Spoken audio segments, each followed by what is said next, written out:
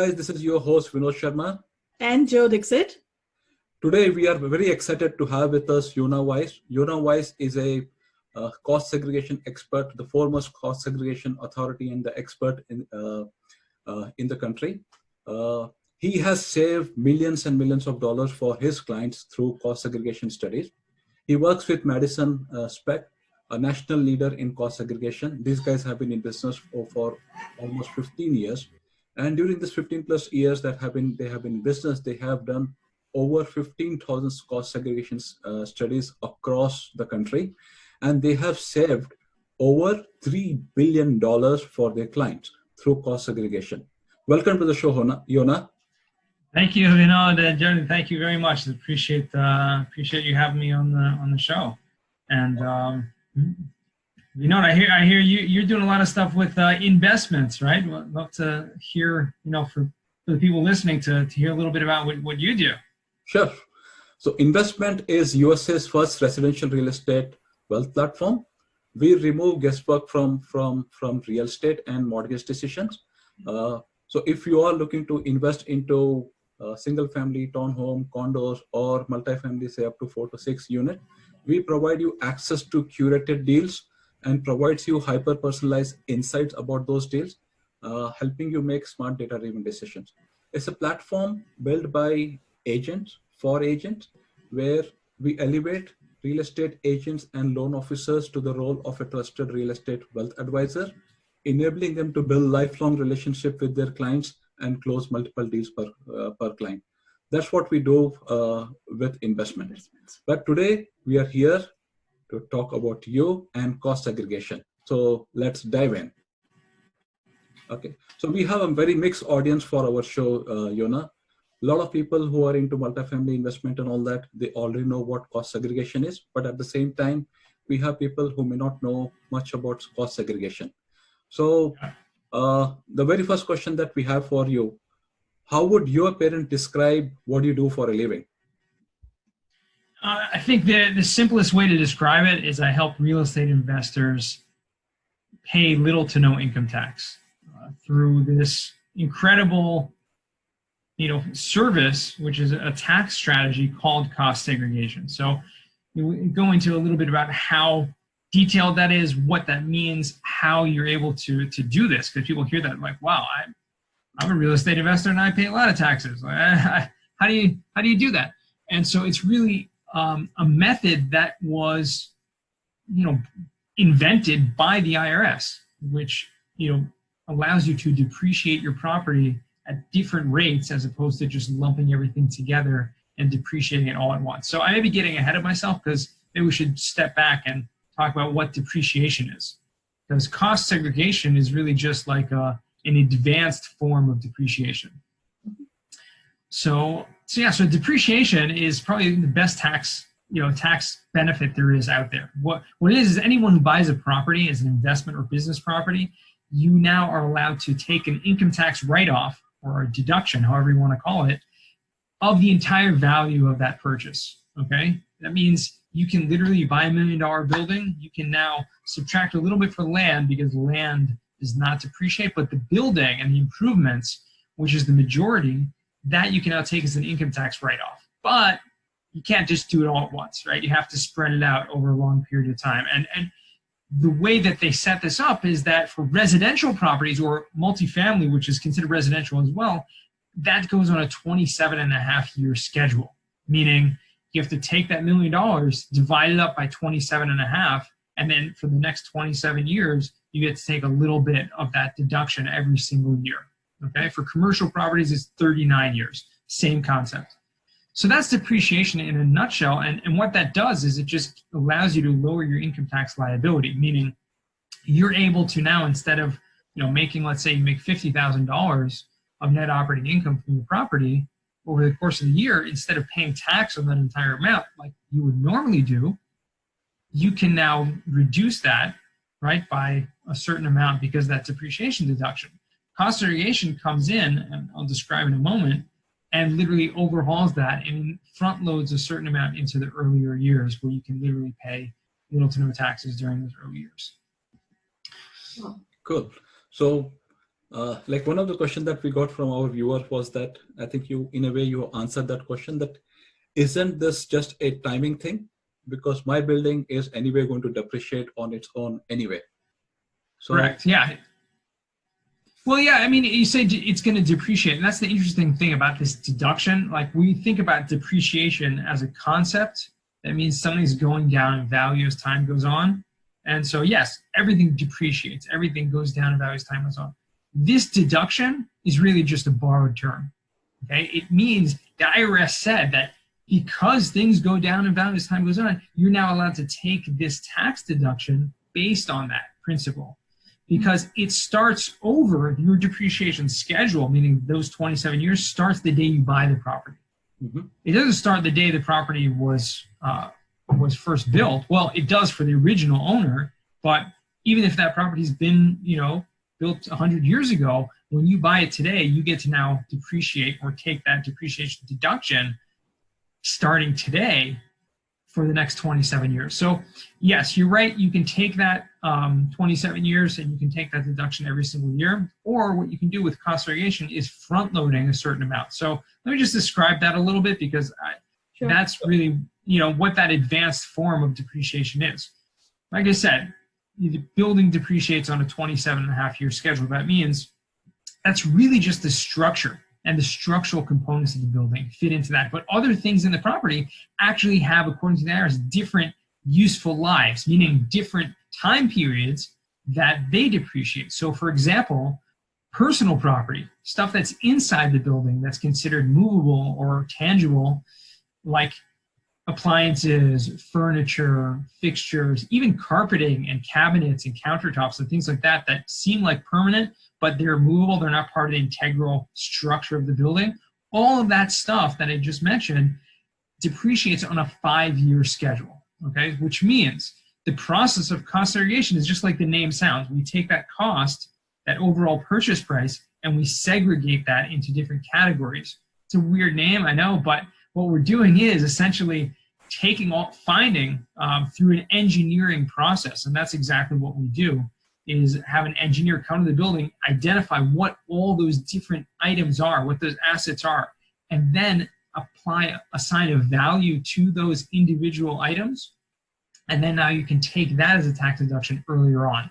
So all the cabinet and carpeting and appliances and fixtures and special purpose electric and the HVAC, all these kind of things that are in the building, you can now find the value of that, take that as a tax deduction in the first 5 years, which is, like you said, you could, just take it all over a 27-year period, a little bit every year, or you could front load a large portion of that, maybe 20, 30% of that value into the first 5 years. So, okay, so that's a huge tax benefit, because that's allowing you to use your own money when you need it. Got it. So essentially what you're saying that, like, say,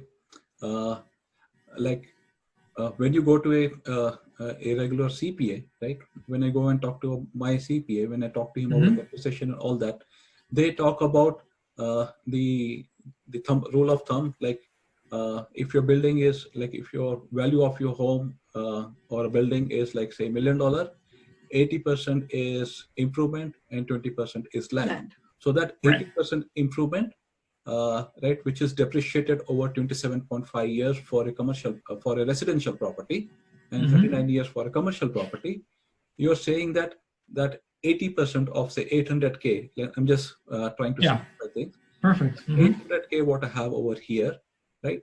So they are categories that are there within that 800K, where, say, maybe my carpet or my blinds or my furnishing that I have in that, I can categorize each of them, and each of those category, they have their own depreciation schedule, 5 years, 7 years, 10 years, and then I can claim depreciation for them accordingly instead of having to spread it over 27.5 years. 5 years. Perfect. Yeah, you summed it up. It sounds like you're paying attention, Vinod. You're I'm a quick learner. No, that was great. That's exactly what it is, right? And so your CPA will tell you can just take depreciation, and they won't tell you necessarily about cost segregation and how you can split that up into further taking those deductions at a faster rate, what they will tell you is that, that 80-20, and it can be different amounts based on the, the location and things like that. It can be less, it can be more, but that essentially, yes, 80% is going to be in that. The rest besides for the land, and within that 80% is now split up into different categories, and that can be taken front-loaded and taken as faster deductions. Okay, cool. Now I have got a little bit better understanding of what cost segregation is. Who should consider cost segregation? So again, this is for any business or investment property owner. Okay, this excludes your personal residence, and I know it's unfortunate. Yeah, I know. If you own your personal residence and it's expensive, it's unfortunate you can't take advantage of that. But what you can do is pull out this is a totally tangential, but pull out some equity from your home and buy an investment property, and then you can do that. So, but the rule of thumb is really anyone who buys a property for over, I'd say over $500,000. Mm-hmm. It really makes sense to look into a cost segregation study because the tax benefits are just tremendous. And it doesn't matter what type of property it is. It doesn't matter if it's a single family or a multifamily or an office or retail, self-storage, mobile home park, whatever it is. They all have incredible tax benefits in there because, again, what we're doing is we are just taking the depreciation that's there and taking advantage of it while, now as opposed to just taking a little bit every year. When you may not everyone wants to hold a property for 27 years or for 39 years. So why not take advantage of those deductions, now when you can use them? Got it. Do you do this online, the entire cost segregation study for a unit? So example, if any of our investors are looking to do a cost segregation study on their investment property, which is over $500,000, would you be able to, should we be able to connect you with them and you'll be able to assist our clients that way? Yes, absolutely. So Madison Specs, we're the largest national cost segregation company. We work in all 50 states. Normally, and this has been our practice for the past 15 years, which is we will send a physical engineer to the property to do the inspection, which is necessary. Mm-hmm. And then we come back and create a report. With the current situation, we've actually pivoted to create a new a new method of dealing with this because there's travel restrictions. It's basically impossible to get to anywhere. Yeah. There's the social distancing that it's really not even possible to go into a building or go So what we've done is created a kind of win-win solution, which is a virtual site tour, which will have one of our engineers, and we have a whole team of in-house engineers, will take a video tour with someone on site. So if you have a property manager or a maintenance person or someone who is in the building that can actually take them on a video, just basically video capture everything that's in the property that they would anyway see and kind of say, hey, zoom in on that. Maybe take a measurement of this for me, etc.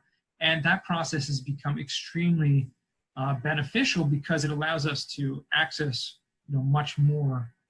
It takes out the travel time that would normally do this. And I mean, we did close to 3,000 cost segregation studies in 2019 alone. Wow. And just think about all the travel time. To each, it was crazy the amount of travel time that was spent and the engineers staying over and the costs of the travel, et cetera. So this has really streamlined the process quite a bit. Totally. Looks like your industry, the cost segregation industry, also has made this leap for digital transformation. Innovation. And innovation, right? Because with COVID-19, what we have seen is in the last few months, right? Even all those big Fortune 500 companies, we live in the heart of tech here with Microsoft, Amazon, Boeing, mm-hmm. Everybody around here. And even those guys, they are now admitting that in the past few months, they have made as much of digital transformation progress as they would have done maybe in 2 or 3 years. So amazing, right? Now it's a win-win where all of us are forced to innovate. Okay. Now, the next question that we have for you, is that if I purchased a property a few years ago, right, can I still benefit from cost segregation? Yeah, so even though many people will try to get this done in the first year of ownership, and maybe we'll talk about shortly about the recent tax reform, why that's so important to get that done in the first year. Nevertheless, you don't need to do it in the first year. You can actually do this on a property that you purchased a few years ago, even up to 10 years ago. But the real benefit is anywhere back to 5 or 6 years ago. And this is done without having to amend any tax returns, which is really, really cool. But what we're doing is not just doing it now, going forward. What we're able to do is actually take those accelerated depreciation deductions that we would have taken in the previous years and now kind of catch those up and take them all in kind of a lump sum this year when I do the cost segregation study. So just to give an example, like, let's take our example of your $1 million property, right? That 800,000 was in the building and 200,000 was in the land. Of that 800,000, it's quite possible that about 20% of that, give me a round number, it could be more, could be less. Let's say 20% of that is really, should have been taken in the 5-year property, which is accelerated to over 5 years. That means we're taking an extra $160,000 approximately in those first 5 years as extra tax deductions, as opposed to your regular, on top of your regular depreciation. If you're taking that every year for 5 years, that's great, right? But what happens if you miss the first few years? Now, you should have been taking about 52,000 or so every single year of extra deductions for those first 5 years. First 3 years, you missed it, right? What happens? Year number 3 or year number 4, now you're doing it, you get to take all the 150,000 or so that you missed and take that all this year as an extra tax deduction. Well, that's amazing. I think a lot of our viewers and listeners for this show, they would tremendously benefit if they come to know even of the cost segregation today after listening to this show, and maybe they can contact you to get going on this. So that brings me to my next question. Like, what are the type of documents that you need to initiate a cost segregation study? Yeah, it's really not a lot. So one of the things that we do is, because the main component is the engineering study, like the engineer will go to the property or virtually go to the property and study everything that's in there, create a report based on that. We always do an upfront estimate, which means we will tell you upfront what your minimum tax savings will be for free. Okay, this is a service we offer to everyone. We will run those numbers and you can know already ahead of time what your tax deductions, what your extra tax benefit will be by running a full cost segregation study. We'll also tell you what we'll charge for doing that. And it's not contingent to your tax savings at all. It's a small fee based on the scope of work involved. The documentation we'll need even to run that is very minimal for that estimate. The address, the purchase price, and the closing date. That's basically it. Our engineers will be able to pull the rest of the data. They will find, about the square footage of the building, the units, et cetera. They'll be able to get that from the address. What we will need, if it's as you mentioned, a property that was owned for a few years, we'll need to see your depreciation schedule in that regard, because we'll need to see what you took already on taxes previously to see if there's anything left, to see if how much was taken, what we can do with it. Because once you've filed taxes once on a property, there are certain things that are set in stone. For example, the land allocation is set in stone. If you've already made certain allocations, sometimes CPAs will elect to make certain allocations and say, your furniture should go on a 5-year schedule already. So once they've done that, you can no longer really benefit as much from the cost segregation because some of that's been allocated. So we need to see the depreciation schedule. That's another thing. Otherwise, once we do the study, we just look for a couple things just to verify information, like a closing statement and an appraisal, just to verify the information we're finding. So how long does this entire cost segregation study take? So this is what's great. More on what Vino was talking about, the innovation and the transformation. Normally, it would take us about 6 to 8 weeks to to complete this. And that's more because of the volume. Like I said, we just have a huge volume in our company. So it's just part of that process. But we've been over the past year or so developing a software to allow us to streamline that process so fast that we'll be able to literally turn it around in a matter of days, from beginning to end, the conservation report, including the engineering study, everything. Is there a particular time of the year that you would ideally want the homeowners to conduct the study, or would it be any time, but it gets accounted for at the tax time? You can do it anytime. You need to get it done before you file taxes, right? So ideally, it doesn't necessarily need to be done before the end of the calendar year. It needs to be done before the tax season, where you have enough time to file, especially if you are, let's say, a syndicator, or you have investors that invest with you. You are going to have to file K-1 returns for them, for your investors. You need to make sure, and a lot of times people want to get those forms out to their investors already, in December or January, beginning of the year, so people have plenty of time to file their own taxes. So that being said, you need to get this done well in advance. Okay. Gotcha. So I'm a very smart guy, I think. Can't I do cost segregation study myself? Why do I need a expensive firm like Madison Specs to do it for me? Yeah, I mean, you could try. It's been done before. It's been tried. Basically, the reason why you need it is because of the IRS. Okay, they came up with the rules. They enforce the rules. Anyone can attempt to do anything on their own, but if you don't play by the rules, then if you get audited, you're going to be in big trouble.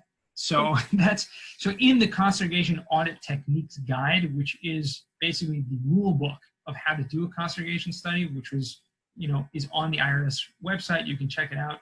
Just go to irs.gov and then, search for a conservation audit techniques guide. You'll find all that in there. There's all the principles, 13 principles that need to go into a full conservation study. It's not just about coming up with a new depreciation schedule, just a one-page, thing. That's what we pump out from the whole study. But what needs to go in there, it's all these crazy rules, like everything in the tax code, right? You have to have a certain numbering system. You have to follow the nomenclature that they've set out. You have to, have detailed, reports and detailed, citing case history, to support everything. So in our report, which we'll produce, which is, 80, 90, 100 pages long, includes all of that and is very detailed. So it's not enough just to kind of throw a dart at the wall and figure, I think, 20% of my property is in the furniture and fixtures. Again, I know some people that have tried to do that, and it just doesn't work out in the end. Okay, so sounds like your money is better invested if you hire a professional to do this.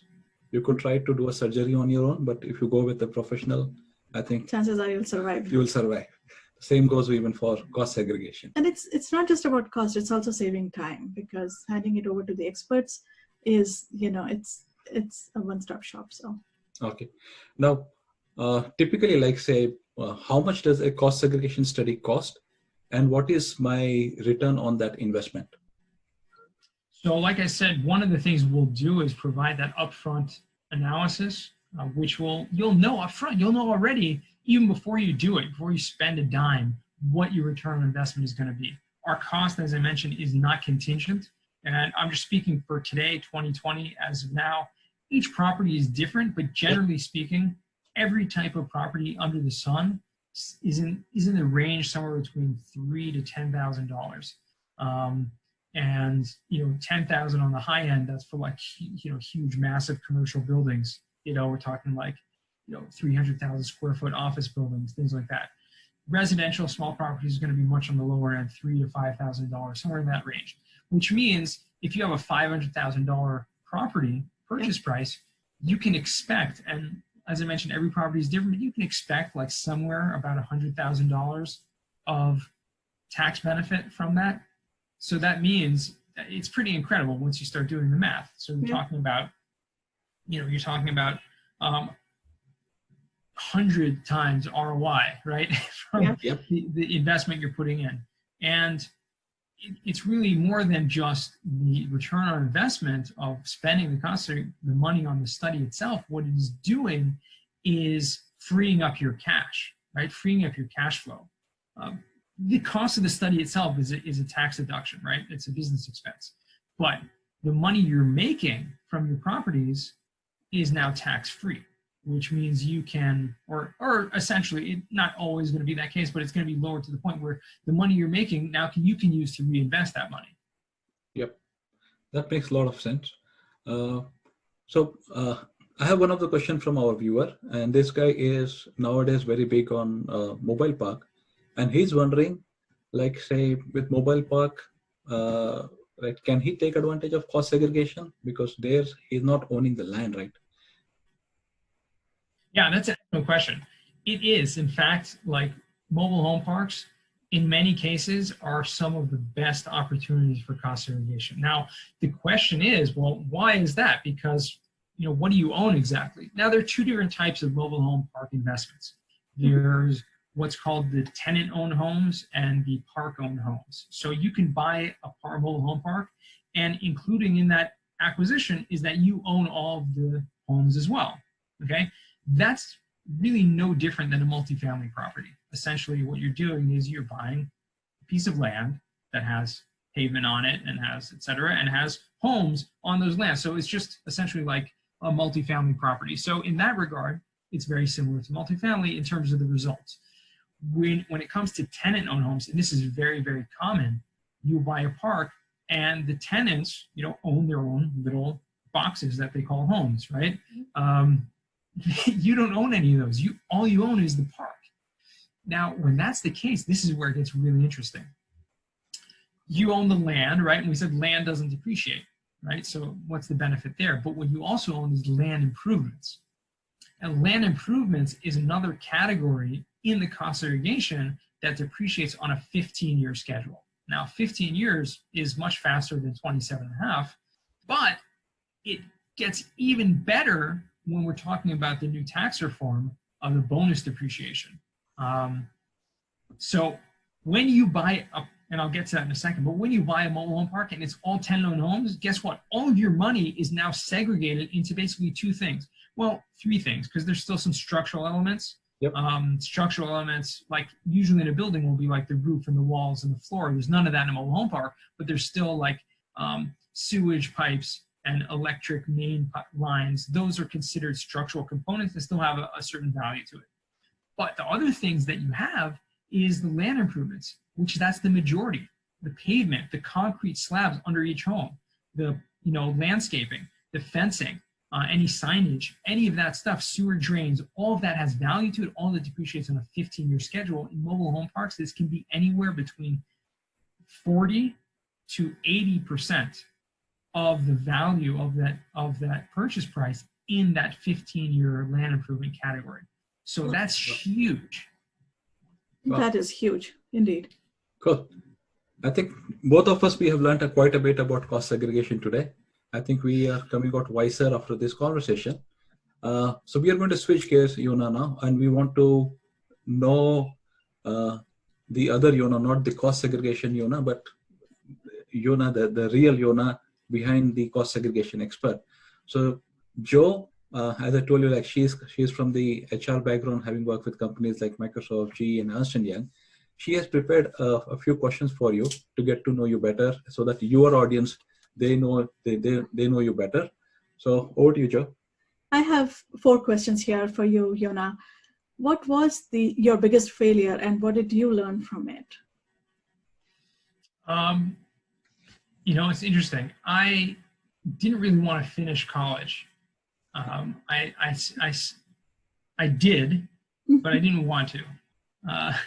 The reason why I didn't want to is I didn't really see a lot of value in the education I was getting in college, and I didn't see really a benefit at that time of having a degree. Like I didn't see what I wanted to do with my life at that time. I didn't see any benefit in having that. Now I went back and finished the last year. Wow. And had I spent my junior year abroad as a study abroad. in Israel actually, and that was like kind of where my heart was, and I just wanted to be in Israel, but I went back to the States to finish my final year in San Diego actually, and I made sure to have the diploma mailed to my parents' house because that's really where it belonged. I haven't even seen it to this day, but I think my biggest failure was kind of giving in to that I didn't want to. I kind of felt pressured that I had to, and I ended up gaining a tremendous amount from that decision. But I think that's what I learned from it most, that number one, you kind of have to do things even if you don't want to do them, especially when you're young. But you have to realize that you're being put in a situation that's giving you other opportunities. So at that last year that I spent very little time focused on college, and I spent probably the majority of my time focused on the other things that I was enjoying and exploring. So that really gave me the benefit to kind of follow my dreams and my heart at that time. I think the second question, what she has is something on these lines. You want to? If you could turn back time and talk to your 18-year-old self, what would you tell him or her? Probably you answered that right now. I would say, find, it's related, very much related, but I would say find a mentor, find someone that you kind of see yourself where you want to be in 10, 20, 30 years from now, and just follow them around and learn from them. Third question, if you could have a billboard with anything on it, what would it be and why? Wow. It's a great question. I would say,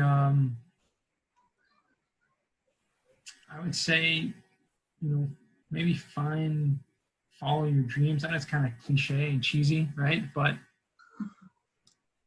I guess we'll just go with that, because there's nothing stopping you, and that's really the truth. If you have a goal, you can really you can accomplish it.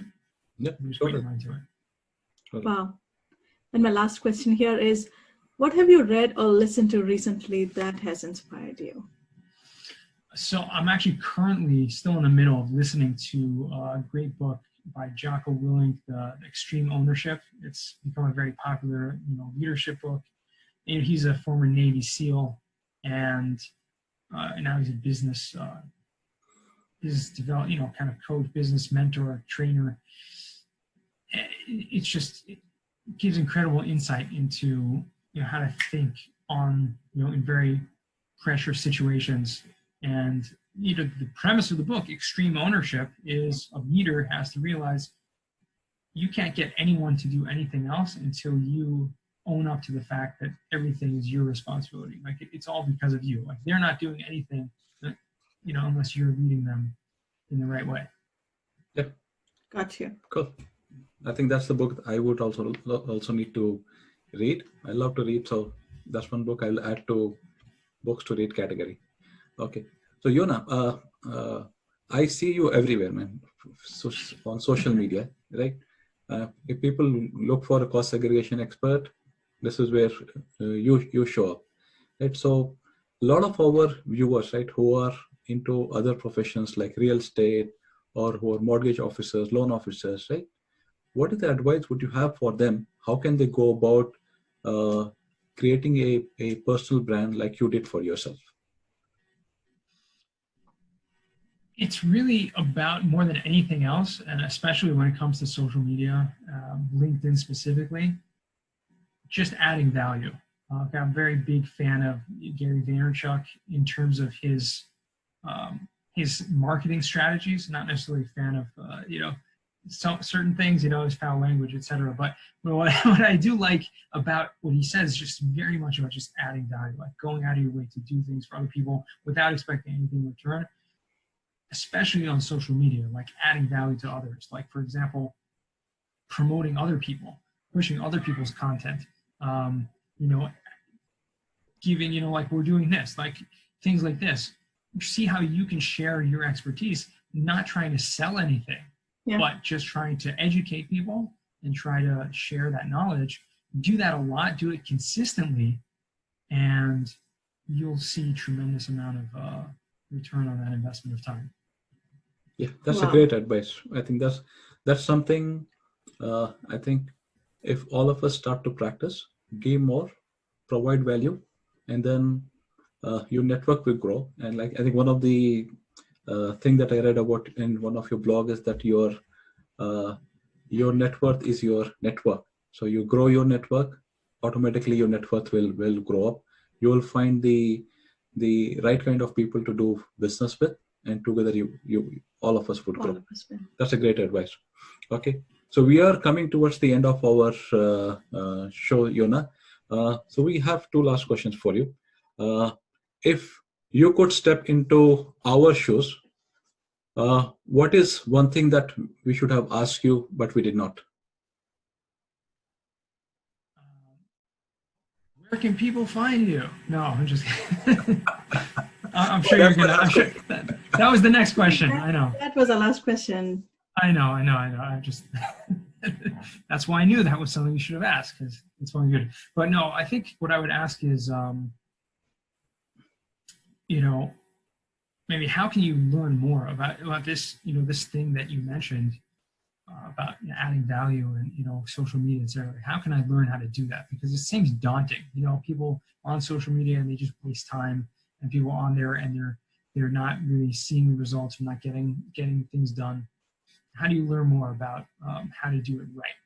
Well, the concept is great, right? Just add value, just give to, but like practically speaking, like how do you do that?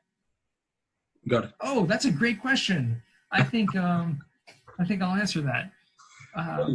Yeah, so you already know my last question. So where could people find you? How can they get in touch with you? You can go to yonaweiss.com. That's the best place to find me. On LinkedIn especially, you can reach out to me there. Very active on that platform. And you can check out my new podcast, Weiss Advice. Awesome. And you also started a Facebook group? Yes, that's right. It's called Real Estate Connections Group. Okay. So that's the other place where people can get in and learn more about not just cost segregation, but real estate investing, and then how can they go about making money with real estate, working with experts like you. Cool. Absolutely. So that's all we have for the show today, guys. Thank you, Yona. Thank you so much. And Yona, thank you so much for your time and all the valuable advice and the insight that you shared with our audience. It's time for us to say bye-bye. Thank you. Thank you. It's been a pleasure.